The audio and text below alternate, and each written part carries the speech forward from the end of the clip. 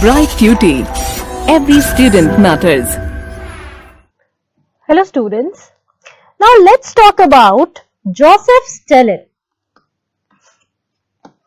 The timeline here is 1879 to 1953. Now students, if you remember, before this we have talked about whom? We have talked about a great Russian leader here whose name was Vladimir Lenin, right? So we have also learned that Stalin and Trotsky, they were the two close associates of Vladimir Lenin. But when we were learning about Lenin, we saw that he died in the year 1924. Now, since he was the leader of the Bolsheviks, so definitely this was another point that who is going to succeed him as the leader under the Bolsheviks here, right? So here students, the next who comes to power is Joseph Stalin. Now this is the image of Stalin here. We are going to understand how he came to the power, right? What were the measures taken by Stalin and how did it help in the revival of Russia as becoming a powerful economy or trying to become a powerful economy after that. But here we see that somewhat he stabilized the economy of Russia here, okay? Now, when we are talking about Stalin, we know that in 1924, Lenin has died. So, there is this power struggle between these two important leaders. Now, who were they? So, it was between Joseph Stalin and Trotsky, Leon Trotsky, right? So, you remember the name Trotsky here, students?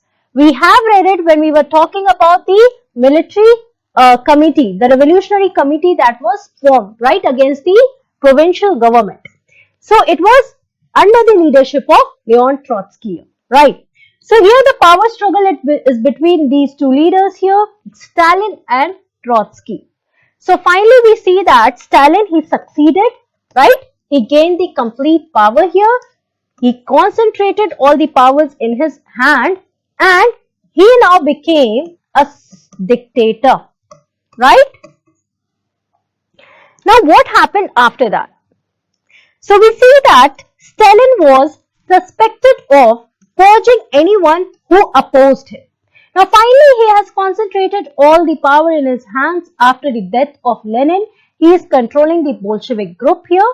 So he see that anyone who was speaking against him, who was opposing him, was being purged by Stalin, right? Purged here, it means what?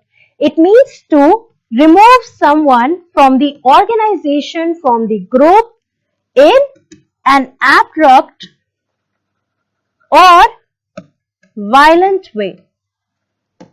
So in a violent way, he was purging everyone who was opposing him. Now, who were these people who were opposing his ideas, his methods of governing here? So they were mainly the communist leaders, veterans of revolution, writers, artists. So since he's becoming a dictator, he is trying to get a hold of the government, right? So he wanted everyone to obey his orders. And when he suspected that if anyone is not obeying his orders, so he tried to purge them off from the whole society, the organization here in Russia. But we also see that Stalin took some important measures when we are talking about the centralized planning.